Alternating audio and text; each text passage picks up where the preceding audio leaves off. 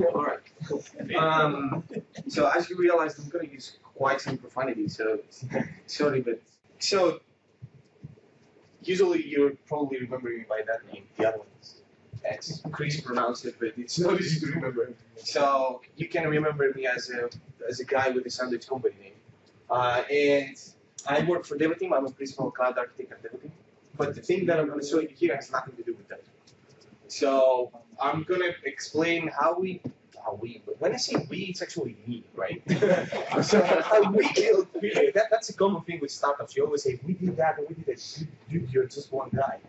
But I'm going to show you how Windows Azure and Twilio, and in case you don't know what Twilio is, I hope everybody knows what Windows Azure is, right? Who doesn't know? Okay, cool. Who doesn't know what Twilio is? Go ahead, keep him. Who doesn't know what Twilio is? Okay. Not at all? Not at all. Cool. I'm going to explain what Twilio is. And who actually is using Twilio? Okay. I hope after that you're going to be a bit more impressed and actually use Twilio. Of course, if you need it.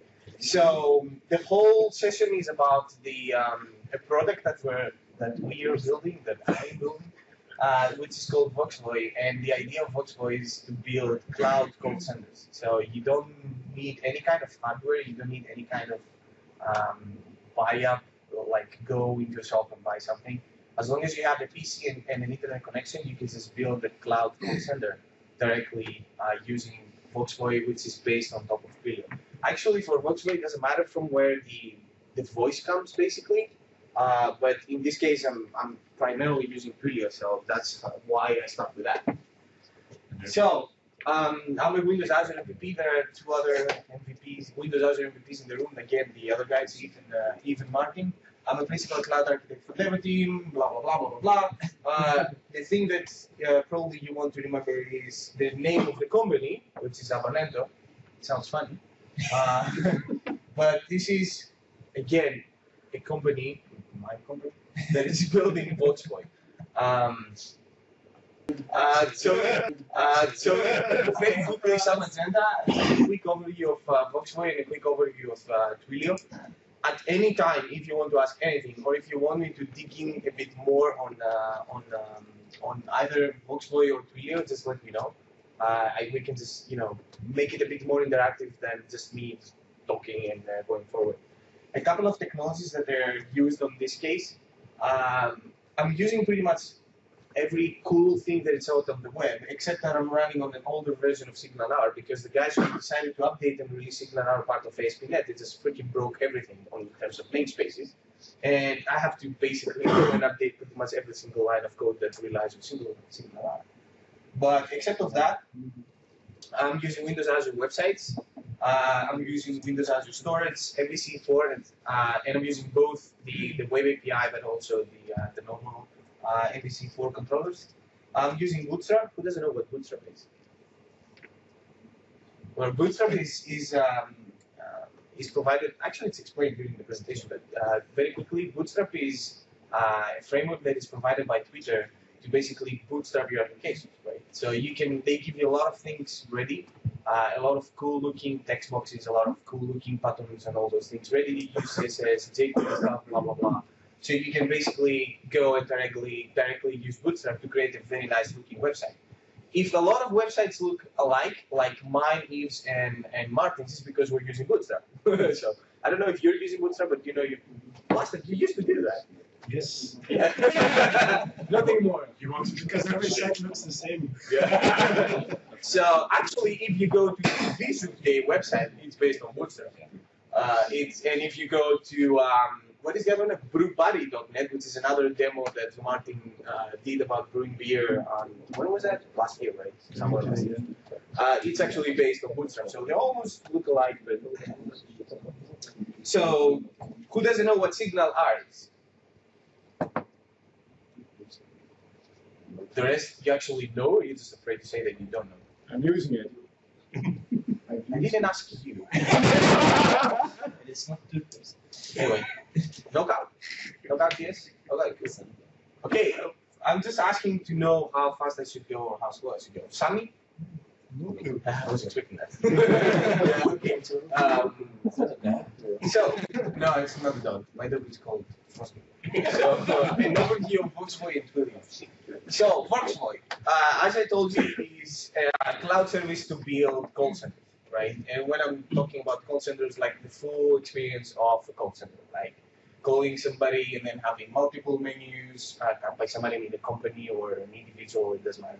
Then you can have multiple menus to guide them through, like, press 1 to connect with an awesome guy, press 2 to connect with finance, and press 3 to connect with whatever.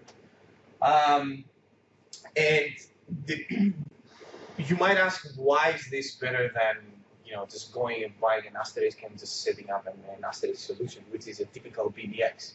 Why? Because first of all, you don't need to buy hardware. Second of all, you don't need any telecommunication locally, so you don't have to deal any with the local telcos. If you want to add more numbers or more agents, you just do it by clicking buttons on the cloud service. You don't need any extra hardware or any extra software to do that.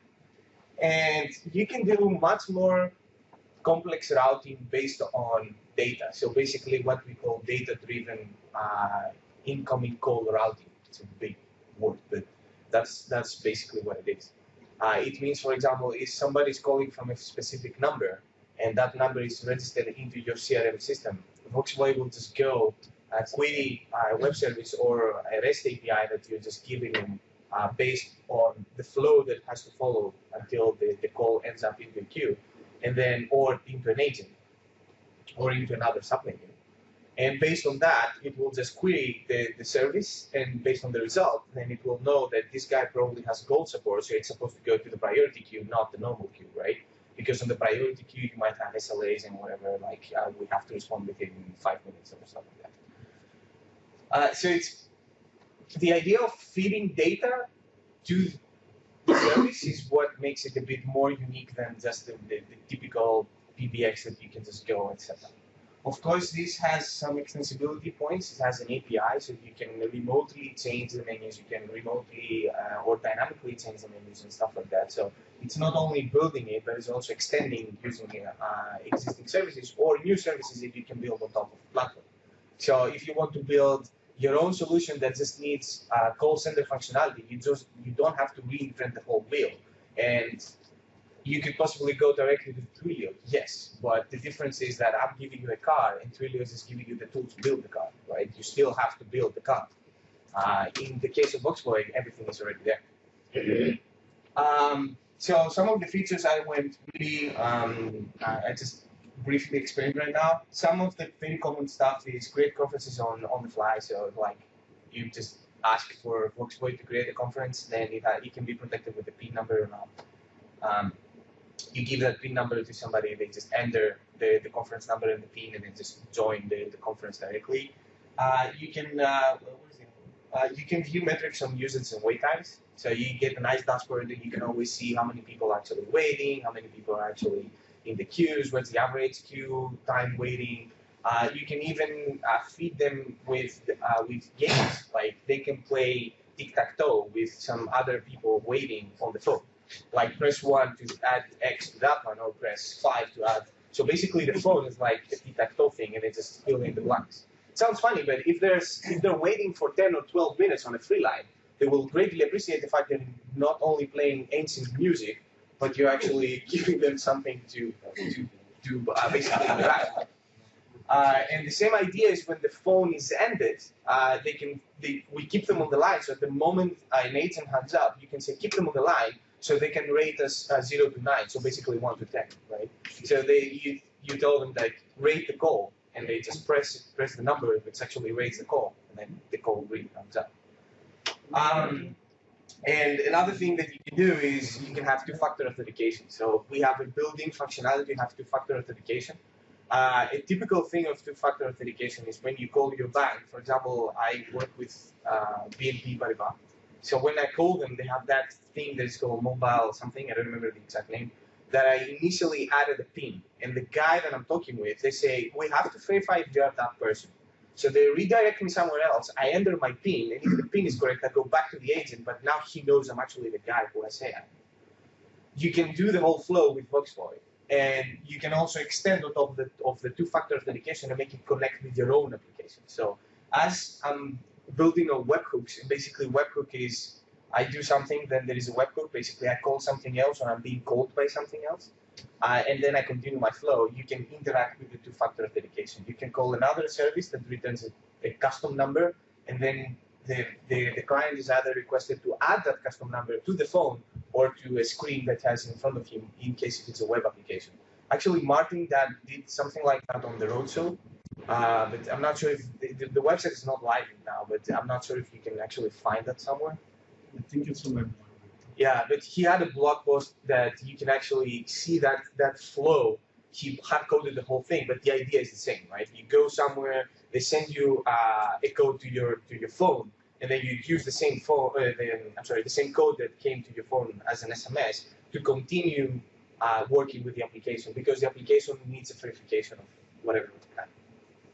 So there are a lot of things that you can do, and it might sound like a sales pitch, but I'm not really trying to pitch it. I'm just trying to give you an idea of what is possible with all the tools that are already out there on the cloud. I decided to build something. I said that I'll just always say we, right? We equals I in this case. So we decided to build that thing because it's not there, and I think it's pretty appealing to people. Now, what is Twilio? Now, Twilio is our telco provider, basically. As we have Telnet, as we have, you have Telnet here, you have Telecom and all those guys. Twilio is our Telnet provider, but as they say, they're really interrupting the telecom market. Why? Because they are not the traditional-minded telecom company. They give you an API to work with them. You purely walk over HTTP and webhooks, and that's it. They don't give you any kind of hardware or whatever. It's just a pure software service that you can just go and use directly to build your own stuff. They're available now they're available in 48 countries. I say XX because it's literally changing almost every day. And they give you voice and SMS, which is the stuff that you actually need. Voice is the real voice that you can imagine, and SMS is the SMS as you can already imagine. So, hello. Hi. Next time, don't delay. I'm sorry. I like to pick on you. So they have a very extensible API, and they have their own language. Their own language is basically an XML. Their XML abbreviations is just an XML document that you create. They call it TWIML, and TWIML is explaining how the flow of a specific call will go. So when the call comes in, you have to do that, and then if it hangs up, you have to do this. Or after they say I want to leave from that call, then I want to enter a conference. Or if I press 1, I have to record the message and all those things, right? They have different verbs, and those verbs they create an XML file, and that XML file is returned to Twilio. The whole idea works with webhooks again. So as I explained, a webhook is I give an address to somebody, and when they have something to send me, they call me back. Or they call me to say, either they call me to give me something back or to notify me, right? So just ping that, and if I'm still alive or something like that. So Twilio gives a couple of libraries for all the existing languages, like all the big languages you can imagine, Java, .NET, PHP, Ruby, or even pure XML. You can just write pure XML and send it back to them. It will just work. The only thing they need is just an HTTP server listening to a specific address where they can call you when you have an incoming voice call and an incoming SMS. And the same thing happens when you want to call them to have basically an outbound connection, right? You use Twilio to do an outbound call. Oh, and I forgot to say about the experience they have on their support is they're really fast. Like if you work with them and you start to know them, they're really fast on how they respond. Now the demo is nothing more than actually showing you how Twilio looks like and how it works. This is one of the accounts that I do have numbers on, but they're not being used. I have other sub accounts that I do that, so that's why you don't see any kind of I have to be like that, but damn. You know what? I'll just go with that. So you can see that I have the voice analytics, so it basically tells me how many calls I had completed and all those things. Then I have SMS analytics, which is for the day. Of course, you can see that I have logs, so you can basically see whatever is happening on my service. The cool thing is when you're working with Twilio is that guy down here, which is a debugger. And the debugger will give you all kinds of information that it's really abstracted for you when you're working with web APIs. And the most annoying thing when you're working with APIs is that you call the API, something fails, but you don't really know what failed on the other side. You just get an error and it says, yeah, I failed. Yeah, but why did you fail? Error 400. Yeah, sure. But why? Debugger is the thing on Twilio that gives you all that info. So if you go there, they will explain to you. For example, I had one in November, and I had an incoming call, and it was still referring to my old API demo, basically, because this is the demo. It's not the real thing. And I can see all the information. I can see who called. I don't know what the number is. Yeah, I know it's Belgium, dude. But it's who actually called? Is that me? No, it's not me. Anyway, I don't remember what. That's me. Is it you? Yeah. Because you're in a conf and I had a broken call, that's true. Yeah, it could be because at that point it was running on high capacity. Yeah. Azure websites were running on high capacity before I scaled during demo.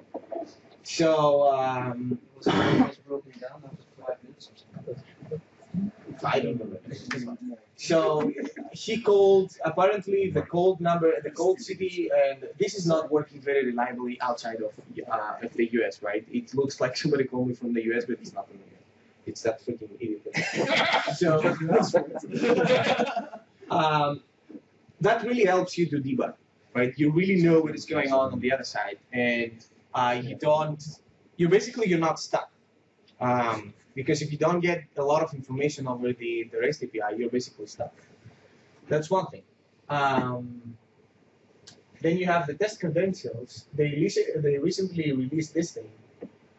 So what you see here, you can basically initiate calls or initiate sending SMS or buying numbers or basically doing all the stuff that they will charge you on Twilio as a test. So you can see if just the API works. You will never get the number that you requested, but you will see that the API returns 200, which basically means it's okay, right? So it means that if you send that to us on the paid version, not with your test credentials, but with your with your real account, you will get the number. So that works. This is good, and it was released about 2 months ago.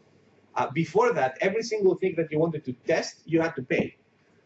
Twilio is disturbingly cheap, but still you have to pay, right? If you want to do a test of sending 1,000 SMS messages, you have to pay about 20 euros or something, but you still have to pay. Now another thing that you might want to remember is the API Explorer. That gives you ready-to-use commands for their API. So, for example, in the case that I just want to see how conferences work, I can go just to the code that says view a specific conference, and then they have all this. They have the code that you can just run directly. The cool thing is that you can run it directly from here. So, if you want to really test something very quickly on the API, you can do it from here.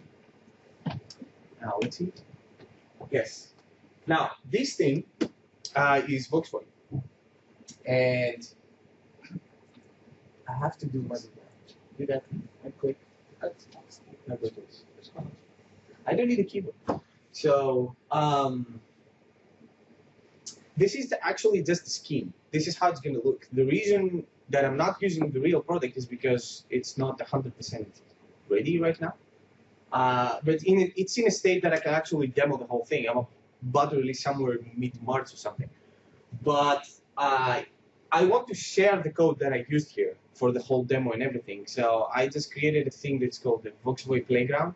It has partially similar functionality as Voxboy, but it's just everything is hard-coded. So you cannot really create your own menus. You cannot really, create your own media files and play your own music and stuff like that. But you will see the similar functionality going through. And the last thing, of course, is the portal of Windows Azure. In case you haven't seen it, this is the portal. Voxboy has a lot of stuff. We have the service bus, I have a mobile service that runs there, and the website that is actually hosting this.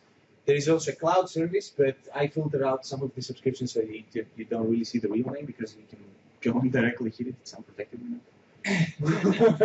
So I filtered out some of the subscriptions. Now, let me go back to the slides.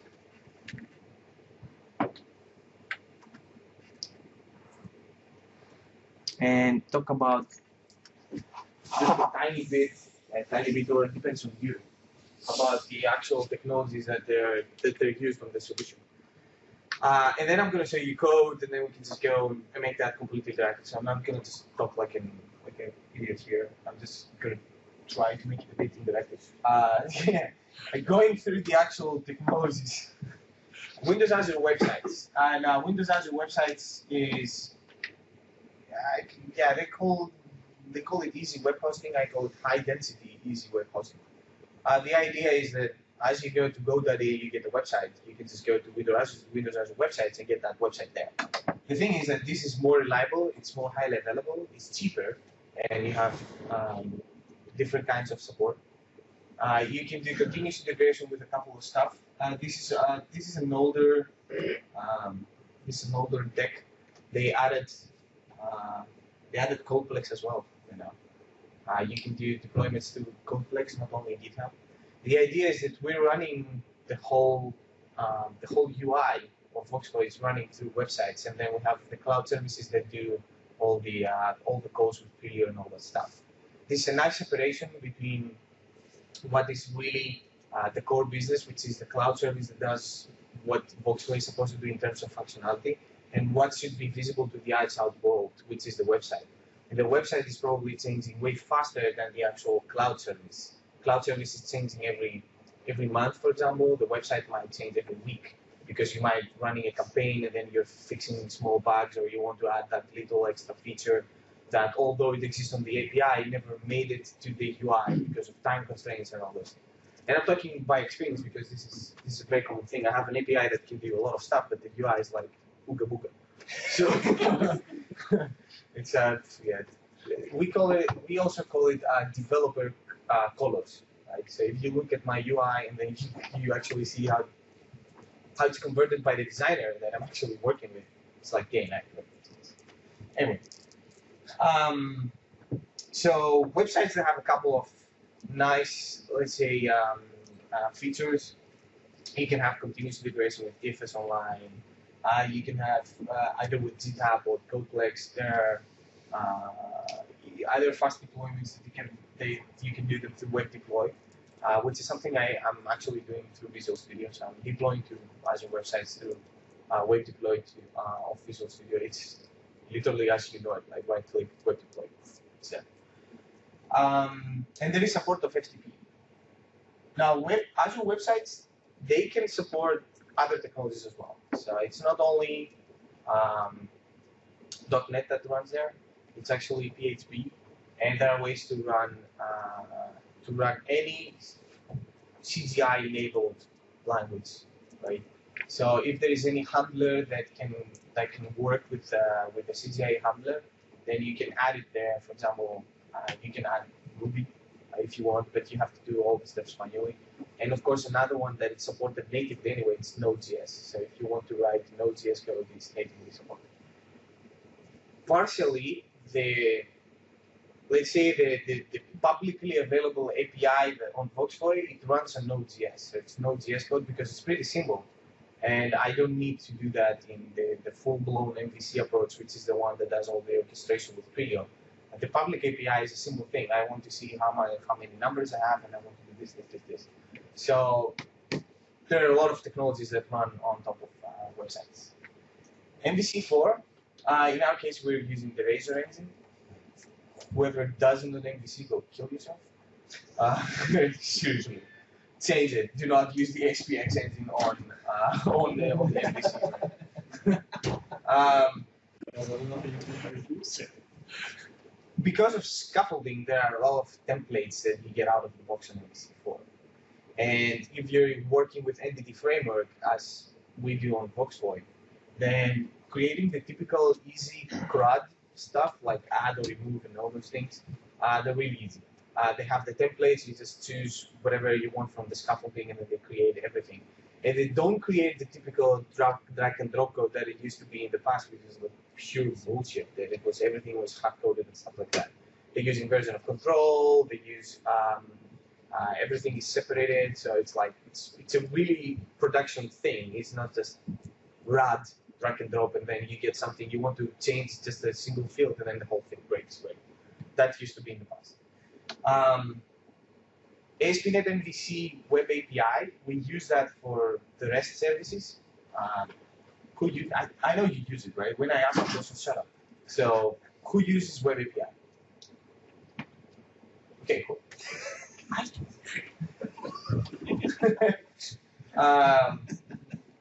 You're gonna see how it works in our case. But then we have partial use from parts that are reusable. I cannot really, there isn't much to say on this one. There is a shared layout, obviously, that it's being shared between the different versions of the website. We have 3 or 4 depending on the device, but we have a shared layout. And we're using bundles that, because of the bundles, we do minification as well, so we minify everything. This is really handy in case you want to change something or you want to add something new in the whole bundle. You just add it once and then it's everywhere. You don't have to go page per page and change the reference or do stuff like that. And the benefit is that you get modification out of the box. So once you create a bundle, then MVC, well, you don't get it completely out of the box, but it's just a file that you can enable. And then you can just tell to MVC, do a modification. So it will take, for example, all the JavaScript files and make it one single file. So that's one single trip to the server, which is in terms of bandwidth and requests is better than actually having 10 requests to get. First jQuery, then jQuery for Bootstrap, and then that, and then that, and then that. So it's faster, and it's better for your service. Now SignalR, this is, as I told you, this is referring to a bit older version. This didn't change, but in the code you will understand. Whoever worked with the RTM of SignalR was last week, right? I mean, or even before, with the RC version of SignalR, after it was adopted by the ASP.NET team. That is now an official ASP.NET project.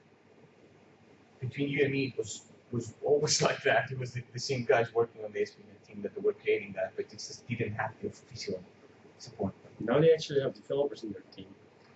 Well, but anyway, the thing is that SignalR is now part of .NET Framework. It's part of ASP.NET. So it's not something extra that you have to download, it's just there. It's a way, in our case, we use it to have the real-time communication between the dashboards and the incoming calls. The idea of SignalR is that you can call .NET code from JavaScript or JavaScript from .NET code. That's really a simplification of what it does, but let's keep it as simple as that. Which means that I have a couple of JavaScript methods, and then because of SignalR, I can tell them, call that specific .NET method on the server side, or the other way around. I can tell the server side code, call that specific method that exists on the JavaScript that is on the page of the customer. In our case, as I already told you, it's because of dashboards. Whenever there is an incoming call, whenever there is a new conference and all those things, we have to update the dashboards, and so all the relevant information, we do that with SignalR. And it's completely real time. We also do it for presence. So the agents have specific presence, like I'm available, or I can take calls, or I cannot take calls, or I'm going to be back in 5 minutes, and all those things.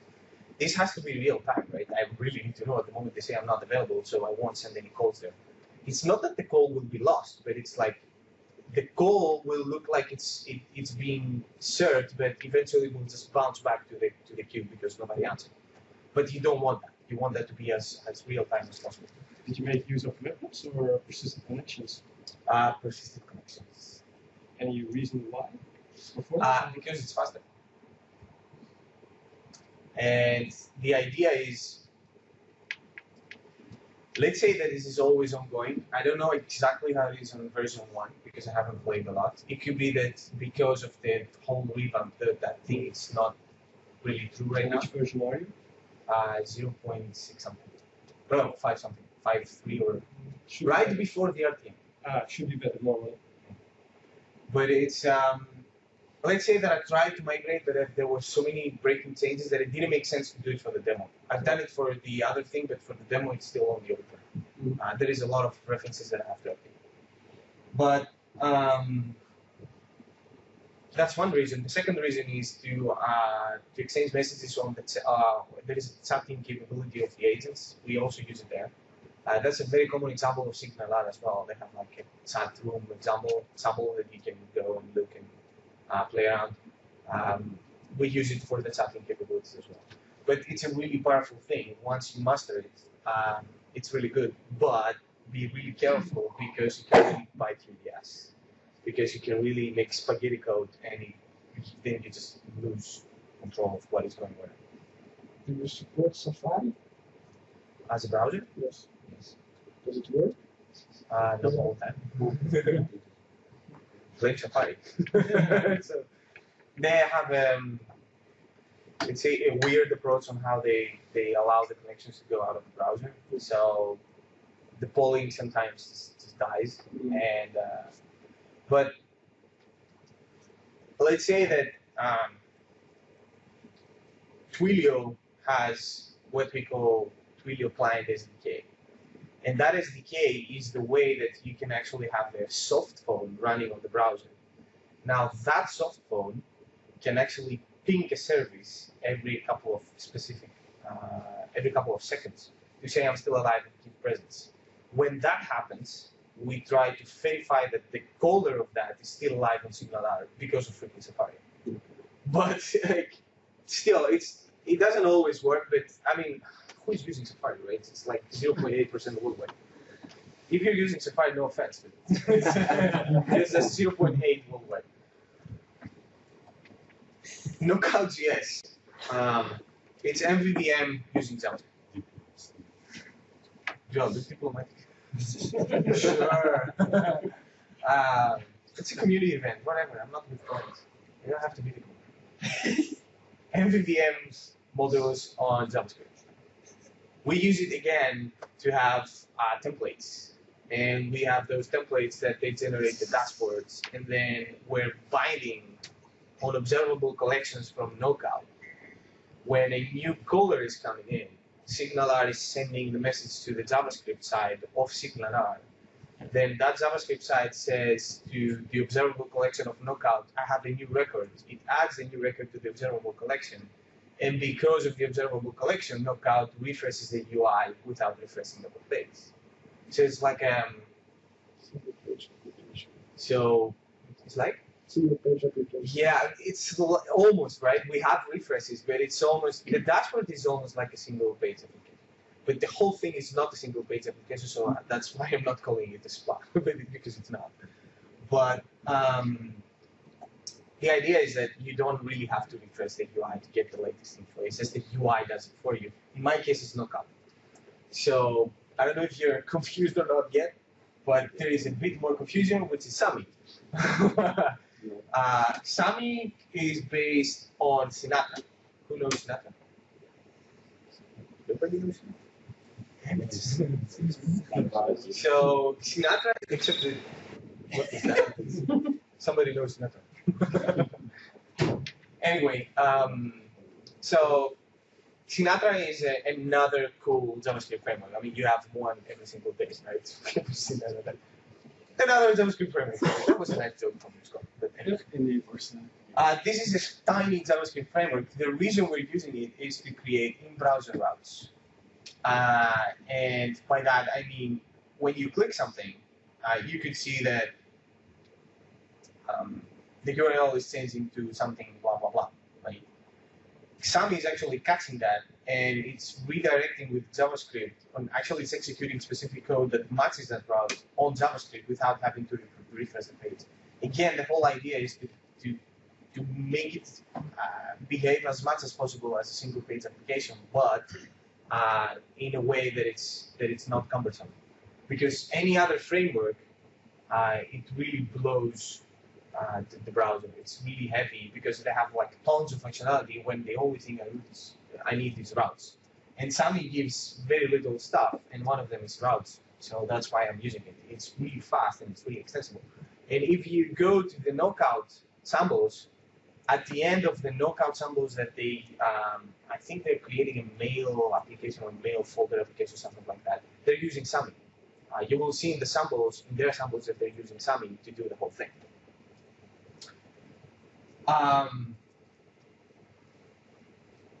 Bootstrap, as I told you, is something that is built by Twitter, and it gives you a way to create nice UIs. Unfortunately, all of them look almost the same. They don't have a lot of, let's say, options on how it should look like. They allow you to do whatever color you like, but the buttons are always like that, and the text box is always the same, and the idea is almost the same everywhere. The cool thing is that they support CSS less and jQuery plugins. In our case, we're using both. We're using both the jQuery plugins and the CSS. Actually, we have the CSS code of Bootstrap embedded into our theme, and then we use jQuery plugins to do some of the extensions on top of Knockout, because Bootstrap gives a couple of extensions that you can use on top of Knockout, and we do that. Let me show you some code.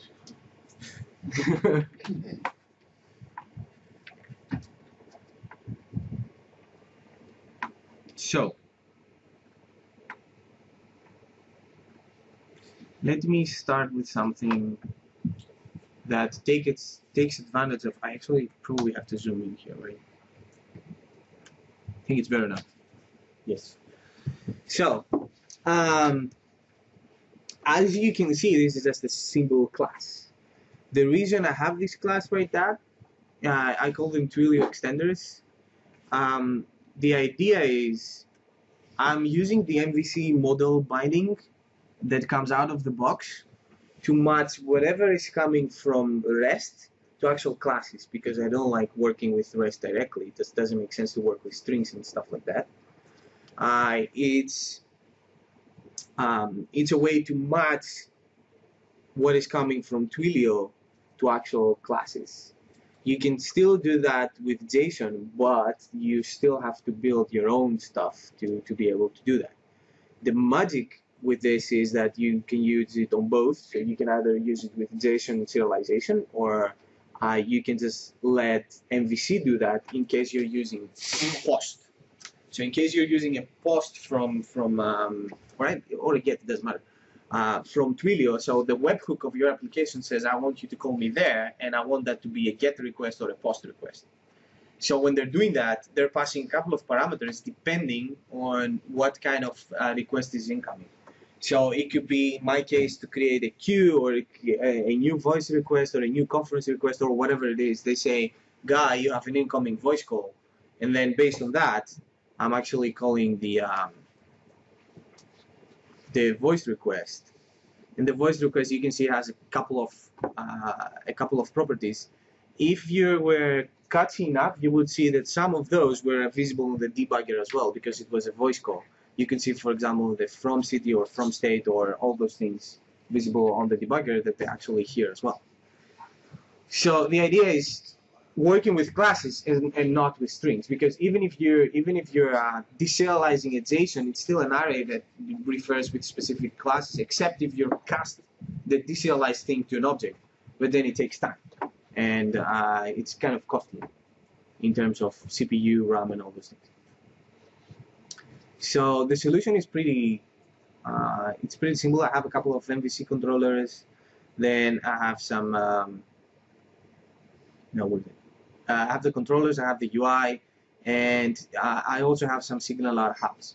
So in my case, you could see a very simple hub, which is the Q hub. It says get all, and in this case, what I'm doing is I'm calling the REST client of Twilio. So I'm using the C# SDK for the REST client, and then based on that, I'm just going and I'm basically taking all the queues, and in the other case, I'm going and calling this method here, which is a JavaScript method of SignalR.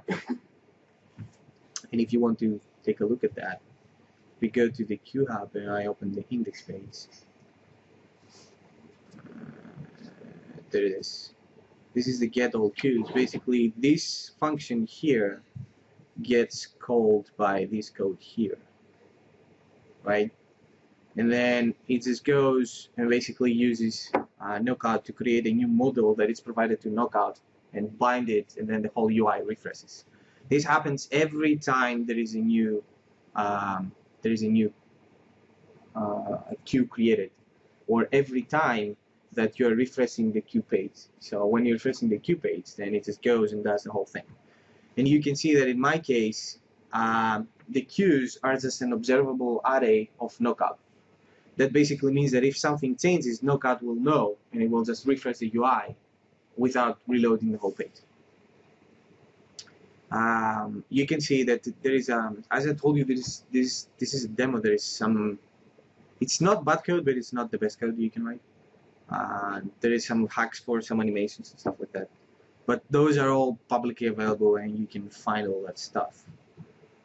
One thing to remember is that at the moment you start the hub, I'm initializing the model, and then I'm actually binding. I'm actually calling init after I bounded the actual model. The init function is the one that calls getAll. Now this getAll is server-side code from JavaScript. I'm actually calling server-side code, which is this. So that's why I say it can really be spaghetti code if you don't know what you're doing. It can really bite you in the ass, because then you really lose track of what goes where. I've been beaten in the ass way too many times from when I was building this thing, and I came up with a very simple solution, which is put the freaking call on, put a freaking log on every single call that goes to a specific function. So basically, I'm always knowing who is calling me, so I can somehow debug what is going on. This experience will probably change and be a bit better now that this is part of the ASP.NET team, but currently it's a bit tricky. There is another hub which has a bit more functions there, which is the conference hub. You can see in all cases I'm using the REST API of Twilio, so I'm not calling directly the REST API. I'm using the REST client, which does all the magic for me. You can download this directly from as a NuGet package, so you just download it and install it directly, and then you can just start working with it as it is. And let me show you some of the actual. Is it actually easy to start with Twilio? To get to know the API, which you learned? Or? Yeah, it's not very difficult. Okay.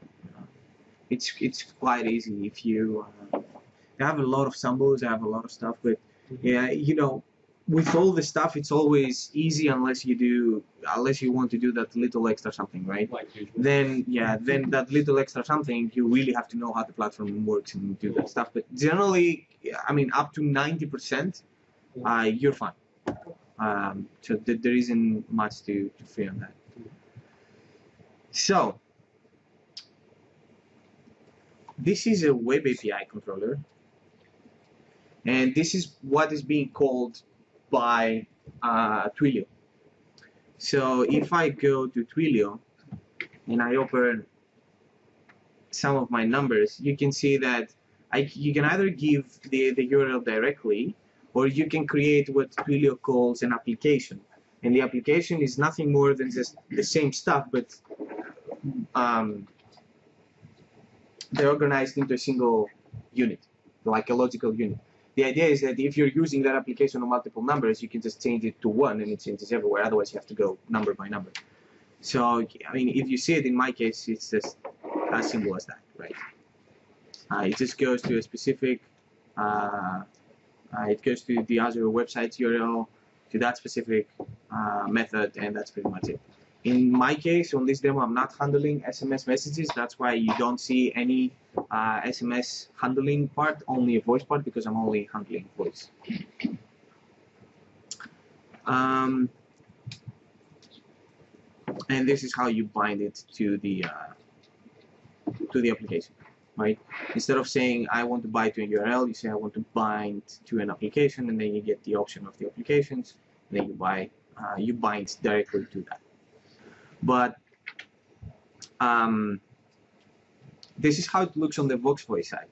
I'm sorry, on the Twilio side. So when somebody is calling me, the first method that is going to be called by them, so the webhook, is the answer incoming call, blah, blah, blah. So if I go to the phone and I find the answer incoming call, so this is what is going to be run and returned to Twilio, right? This is generating XML, basically. I'm using, again, the REST API to create a Twilio response. And on that Twilio response, I'm basically saying to him, in my case, begin gathering some information. And that information is pointing to that URL. So when you're done gathering the input, send them to that specific URL. In my case, that URL is just on the same controller, and it's called handle conference call. It's just a bit below on the code, or a bit above, I don't know. It's probably a bit below. So this is the voice that the text that is going to be transcribed to voice by Twilio.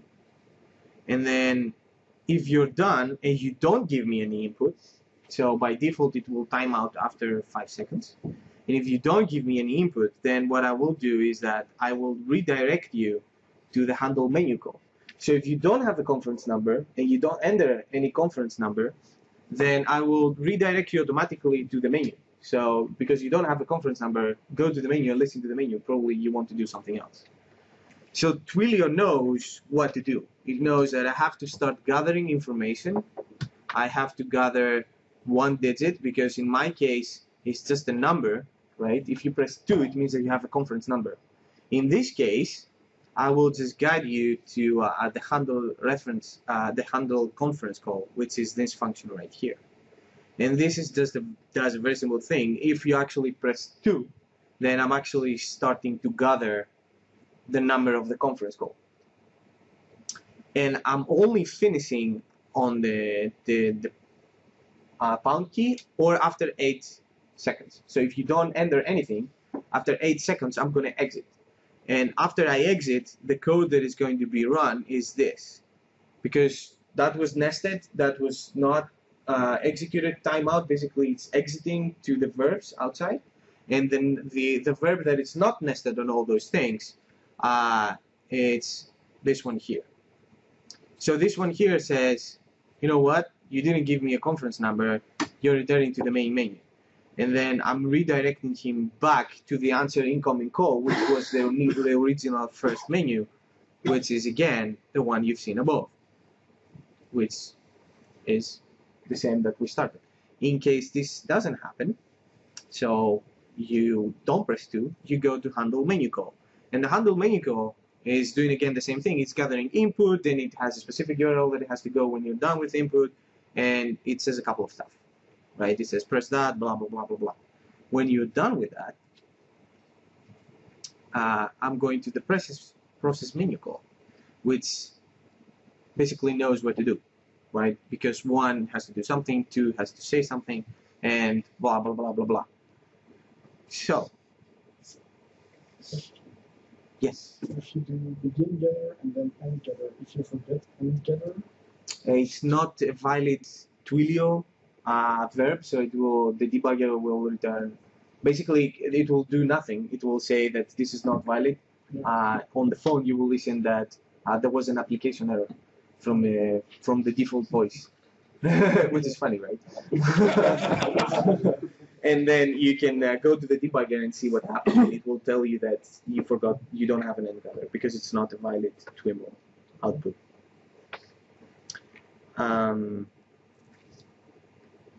So, how about testing that?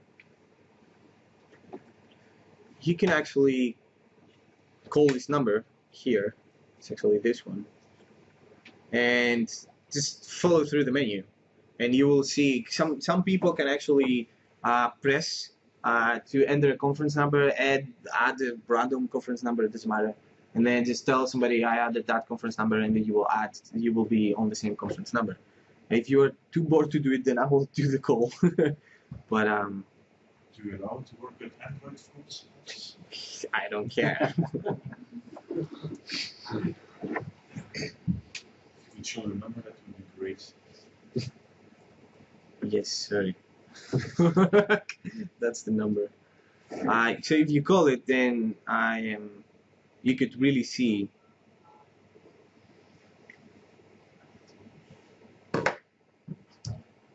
how the code runs through. Okay, cool. Somebody's actually calling. It's supposed to be interactive. Call the freaking number.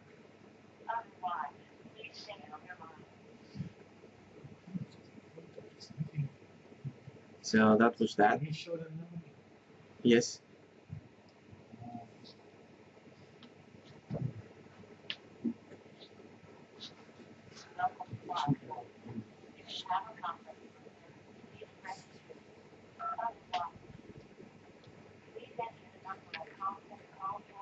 Wait, I have to follow.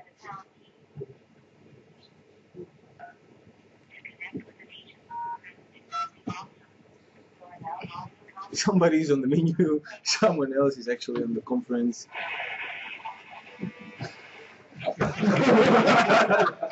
That's the actual that's the actual music that goes into when you go into a conference and you're waiting for somebody else to join. And let me just find where the hell is that part. It's easier if it's searched because I remember by heart. So there you go. So the create or join conference call is handling that one. They say you're joining a conference, blah blah blah, and then if the conference doesn't exist at all, then if the conference exists, then I'm actually trying to get the participants and find what is going on. Hello. Wait, don't hang up. So what you could actually see is that those guys here that are actually in progress now. I can't use 666. What the hell? They're always using 666 as a conference number. So you can see that this is actually in progress. The cool thing is that if I click on that, as I said, it's a demo. It's not supposed to refresh, right? In any moment it should. Well, actually, let me just go to the first one. It's completed already. Never mind. Don't hang up. Not hanging up. I wasn't there. There is somebody there. I don't know who that is. So that's the whole idea of the guy. What I can actually do is actually kick him. What? So I don't know if it actually kicked anybody. That sometimes doesn't work. I don't know why.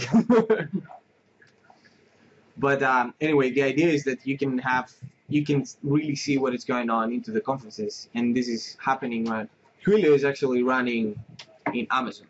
It's running on the other cloud, and all that voice orchestration is actually happening on the Amazon side somewhere in Europe right now, which is the closest deployment of Twilio that we have here. Everything listen in on the calls? I can barge in the calls, but at the moment I barge in, they always take a notification that somebody entered the conference, right? So there isn't a way that you can just enter a conference without knowing. Actually, there is a way to join the conference. If the initial settings of the conferences are like do not play a notification sound, then you can join without knowing that. But yeah, I'm not gonna go through all the conferences called. I don't care who is there, and I don't know what they're talking about anyway. So I'm not saying you're doing it manually. I'm just saying you're filtering it, keywords, where you decide this. Keywords. I have to do real-time transcription. I cannot do that. So I don't know what they're talking about. I don't care what they're talking about. So if somebody went on the main menu, then they will end up into the queue. And maybe I should do that so I can show you.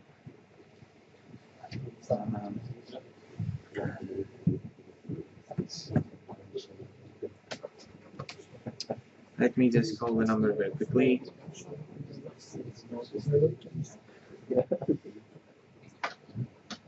If you have any questions, let me know.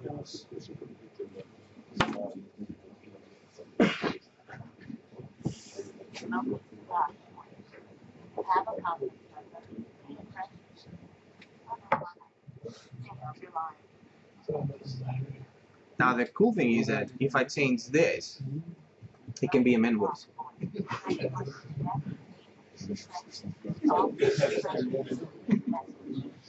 Can you use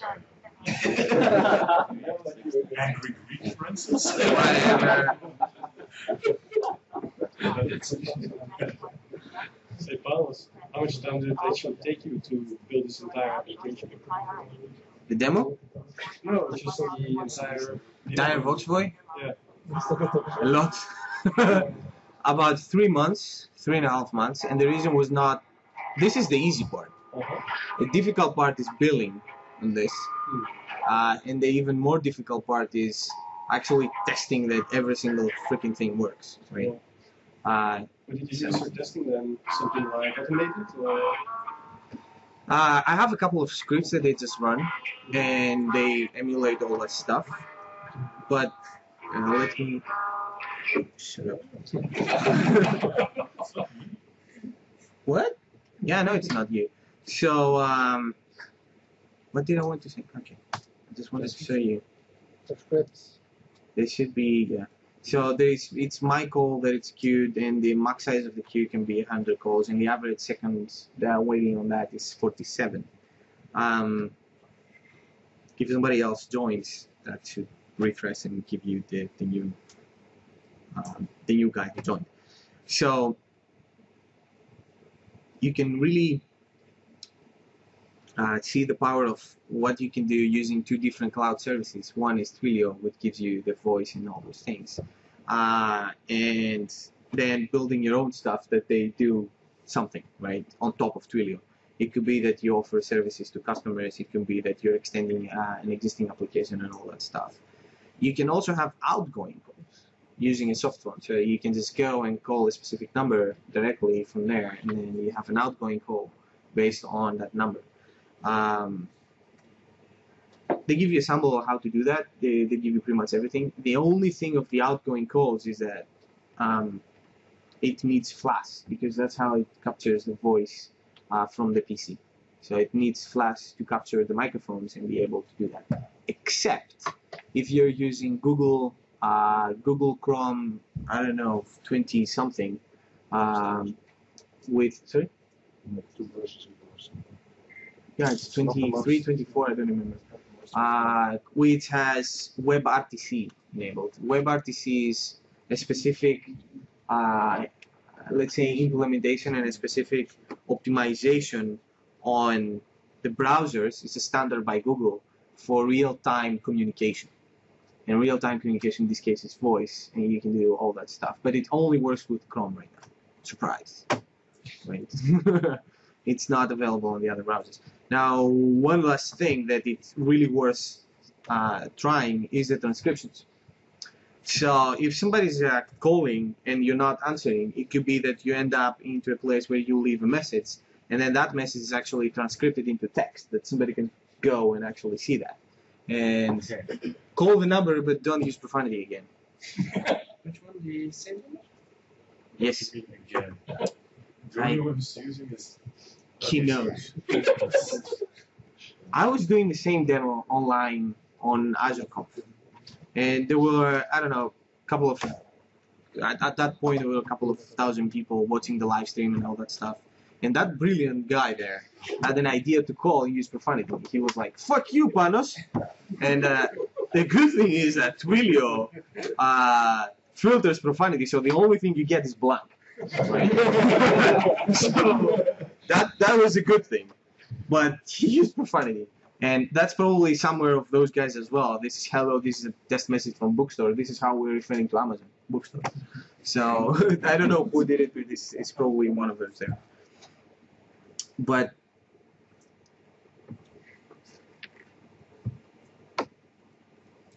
what is it? You know how to read the transcription, right? You remember? To leave the message. Go to the menu and then press to leave a message. Yes. So what will happen is you just left one? And what did you say? I didn't hear anything.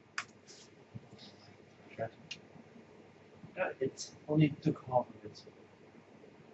You talked for 4 seconds. Yeah.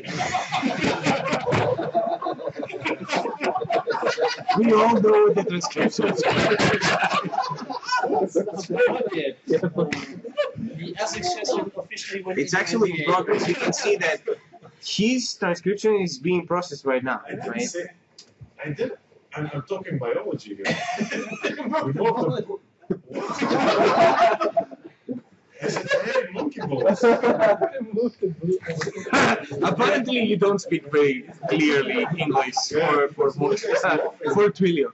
Anyway, I don't care about transcriptions because it's not something that I created. It's Twilio, so if it doesn't work, blame them.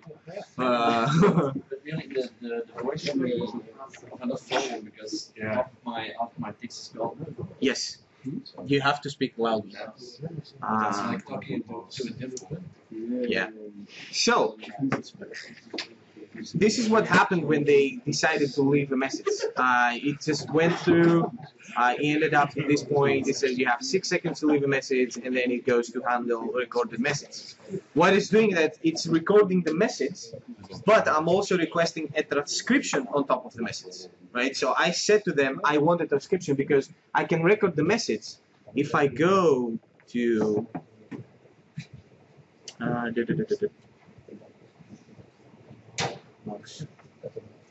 recordings, then we can actually, I think we can hear the recording.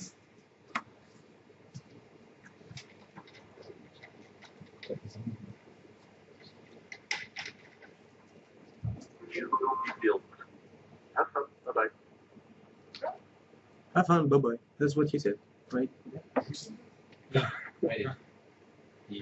So, it recorded the message. Let's see what Bart said. He said but the thing is, you can get the recording, but you can also get the transcription. That's the idea. It's just what you request during the recording that if you want the transcription or not. Obviously, transcriptions work only with clear English, not Dutch English or West Flemish English. And only English is supported as a language, right? Now the TTS engine, the one that was saying welcome to Voxboy, blah blah blah, currently it supports English, German, French, Italian, although it's not documented. If you go ITA, it supports Italian. I never told you, but it does. It supports Italian, it supports German, and Spanish. So they have 6 languages by default. On the Voxboy part, not on the Twilio, that's what Twilio supports natively. On the Voxboy part, which is our product, we support a lot more. The idea is that you're creating the text that you want, and instead of letting Voxboy do the translation as you type the text, for you it's transparent, but we just choose, depending on the language, how it's going to happen. We do the translation, and we create audio files that we feed to Twilio to play. So as we feed him to play music, which is a play verb that is being generated in that case, and let me go back to that part, Twilio. This is actually playing music in this case, because if I open this one, you will see there is a play verb, right? So this is how a response looks to Twilio. This is a simple response. It says play something. Sorry?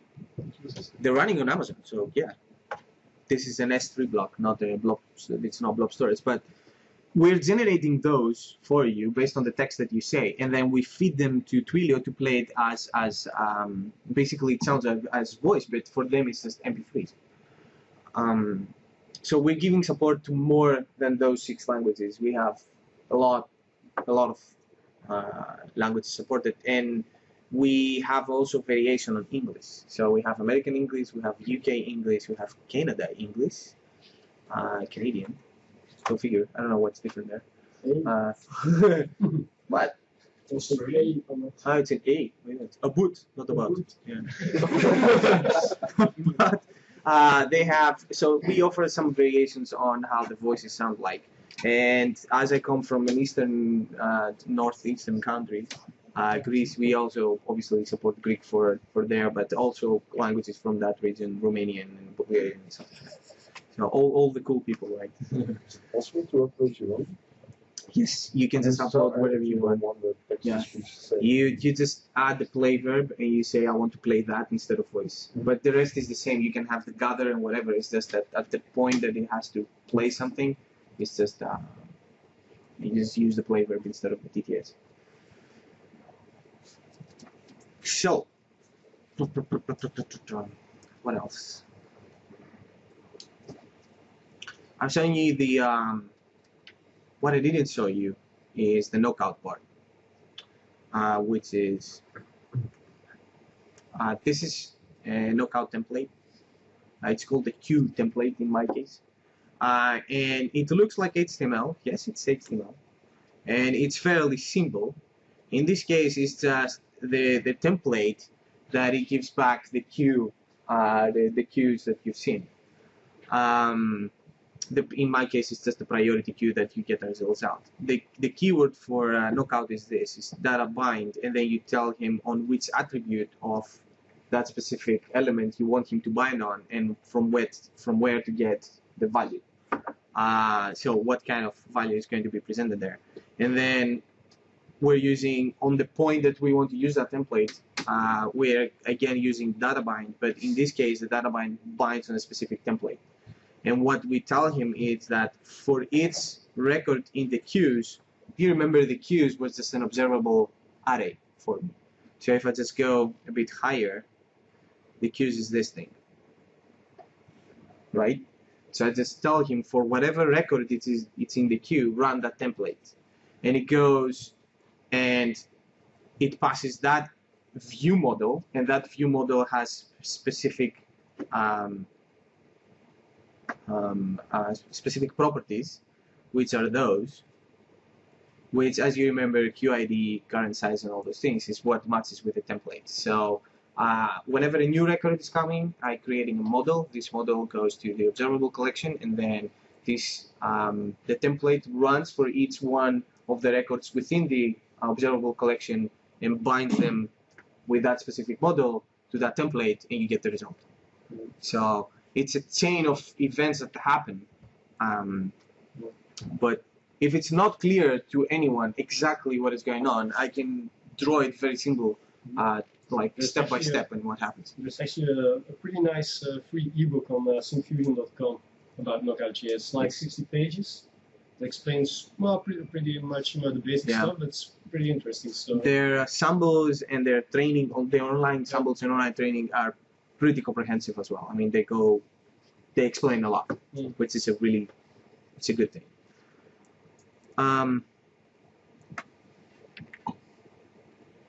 So I already shown you some. We already did the stuff. It's just it explains what we're actually doing there.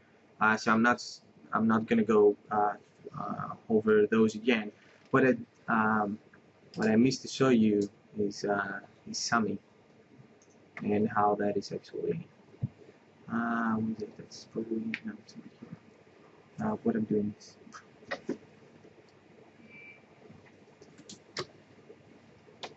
That's the original page. I don't remember by heart anymore. It's been a long time. Transcriptions, queues, blah blah blah. What the hell am I running, Sami? Yes. Queues and transcriptions. Queues not, but subscriptions, transcriptions, and conferences. Yes, there you go. So, Sami is doing, where is it? Is doing this. It's really simple, but what it actually does is that it catches a specific pattern on the URL, which is when you click it, that just gives the conference ID back to the URL, and then based on that, it's just catching that URL, and instead of refreshing the whole thing, it goes and it calls specific JavaScript methods. In my case, those JavaScript methods are SignalR methods. that they notify the server-side code, it does something, and then the server-side code calls back SignalR, gives the result back, SignalR does something, and that something is observable collection on knockout, creating a view model, binding on the template, getting the result. So it's like a complete ping pong between the server side and the client side, but I'm actually initiating the call from the client side to the server side without refreshing the whole thing. So that's what Sami does in this case. And I just forgot to show you part where on the conferences we can just filter depending on if the code is completed or not. Again, asynchronously, you can say show me only the completed ones or only the ones in progress. So if I go back here, of course, in progress doesn't have any right now, but it has completed, right? So it just filters on the status. And again, this is part of Knockout. So it's Knockout that does that. I'm not doing anything more than asking of Knockout to go and run a specific filter. In this case, whenever you see KO, it's Knockout. Right? So it's applying a specific array filter based on whatever I told him in the other returns record. Not pretty straightforward, but yeah. Any other questions? You talked about the cache. Is it the local telco operator? The telco operator is Twilio.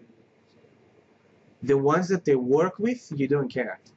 You're only dealing with Twilio. They have local, obviously they have local companies that they feed them with the numbers, Belgium numbers or whatever number it is. But this is, they don't, you don't have to do anything with them. You have to do everything with Twilio. Everything with Twilio, but they do not have any replication of computing capacity with the telco provider. No. The telco provider is purely giving them numbers, nothing more. And actually the numbers, after that, they belong to Twilio. They don't belong to the telco provider anymore. So it's not that the telco provider can say that I want the numbers back. They actually buy the numbers from the telco. They don't rent them, so they own the numbers. In some countries, actually, you have to verify, and I think recently Belgium became one of them. If you go to buy a number, you will see how simple it is to literally get a new number, right? So 2, I think, is Brussels. Yeah. And let's say 2, whatever, 8. Yeah, okay, it filters another thing, but it's that little thing here that says due to local regulation, blah, blah, blah, you have to either have a business or be a citizen to get the number. Of course, this is just a checkbox, right? You say yes, and you get the number. But then you are legally bound that you're cheating. It's not Twilio. Twilio asks for the information. It doesn't matter if you're providing false information or not, but they ask for it. Isn't all this HTTP traffic causing delays on the phone call? Did you notice any delay when they called the number? The delays, it's not noticeable by the customer. That's the thing. So you press 4 and then you get the prompt, right? So it's not 4 directly. To be honest, if it's that fast, it doesn't sound natural as well. So if you're like 4 and then directly you get a reply, it doesn't sound natural, that natural. But the actual delay depends how close the application is to their data center, depends how fast your application is going to reply. But usually it's not over, I'm talking about Voxboy based on what we do. Usually it's not over 400 milliseconds, so that's not noticeable by the analysts. You can understand that there is a delay, but it's like a normal delay. Like you don't really think something is wrong. Up to 100 milliseconds, so barely a second, nobody thinks that something is wrong. After the second, if they don't hear anything, then they're like, and then they try to understand again what is going on. Can I play back any format of audio on the phone call?